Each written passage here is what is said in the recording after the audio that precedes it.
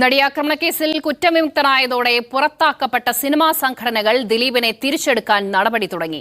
തിരിച്ചെടുക്കുന്നത് തീരുമാനിക്കാൻ ഫെഫ്ക ഉടൻ യോഗം ചേരും. ദിലീപിനെ വെറുതെ വിട്ടതിൽ സന്തോഷമെന്ന് പ്രൊഡ്യൂസേഴ്സ് അസോസിയേഷൻ പ്രതികരിച്ചു.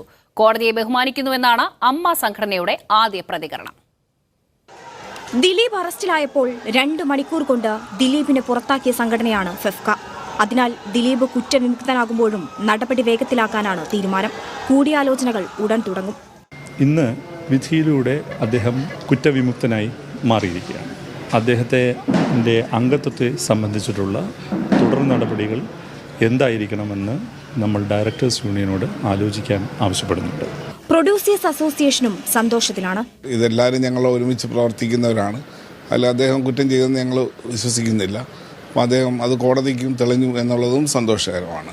സിനിമാക്കാർ ഉൾപ്പെടെ ദിലീപിനെ കുടുക്കാനുള്ള ഗൂഢാലോചനയിൽ പങ്കാളികളാണെന്ന്